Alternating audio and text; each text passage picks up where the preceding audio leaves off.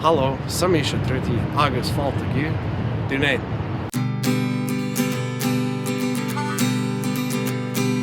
Planes, trains, and automobiles going round the world like a spinning wheel. The road's my friend, the road's my home. All I have is the world to roam. My life is fast, my life is footy.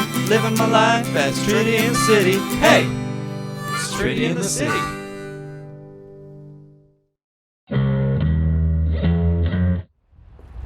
Located on Scotland's east coast, Edinburgh is the quintessence of the lowland region and Scottish pride.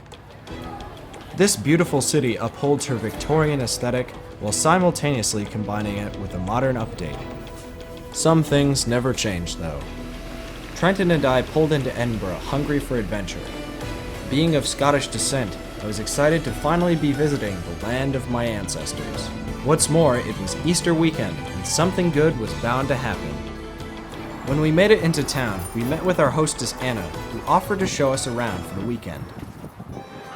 Our first activity was the International Science Festival, which the city holds every year in April. Several events were happening that weekend, but we decided to visit an exhibit at Summer Hall, which combined both art and science. There were lots of cool and unique pieces on display, but others were just plain bizarre. Are you ready for what is about to be behind this? What is it? I don't know what that is. Ladies and gentlemen, prepare yourselves for the Biosymphony. Behold.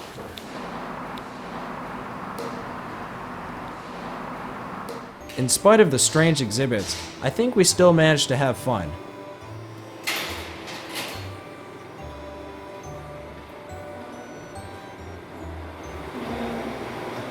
The day was just getting started, so we left the festival and headed to the city's main attraction. Standing high above the city is Edinburgh Castle, the most famous castle in all of Scotland. The hill on which the castle stands is most likely the place where the city's history began thousands of years ago. Over its long history, the castle has been used as a military fortress, a barracks, a prison, and also a royal residence. Today, it stands as a national memorial and a series of Scottish history museums. Now within the castle itself, there are many different museums. Down here is the National War Museum. Let's take a look.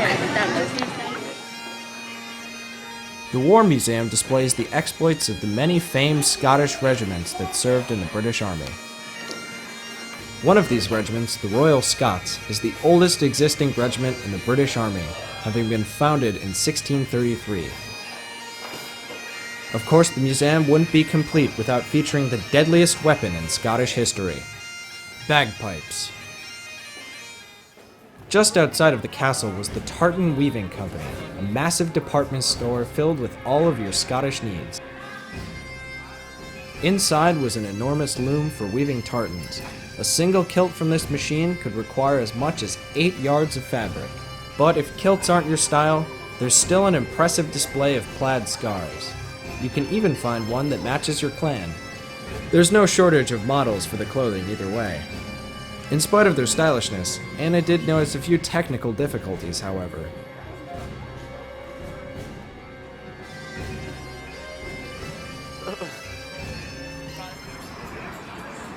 Afterwards, we stopped at the meadow to take a rest from our long day of filming.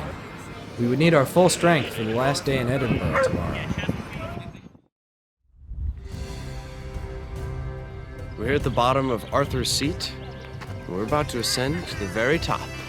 And so we began our journey to the summit where King Arthur supposedly held his court at Camelot. At 822 feet above sea level, this proved to be quite a hike. Thankfully, we had a beautiful sun and perfect weather.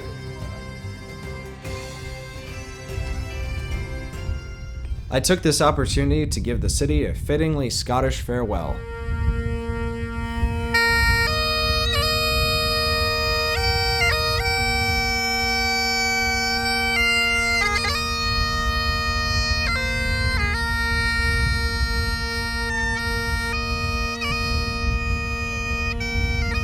It was tough to say goodbye to such an excellent city as Edinburgh, and I had pangs of regret for not being able to stay longer. I had a chance, though, to finally stand proud in a country I had waited all my life to see. A country that's a little unconventional in some ways, but still holds firm to its proud traditions. You can't have too many regrets, however, because you never know what kinds of adventures will be waiting when you return.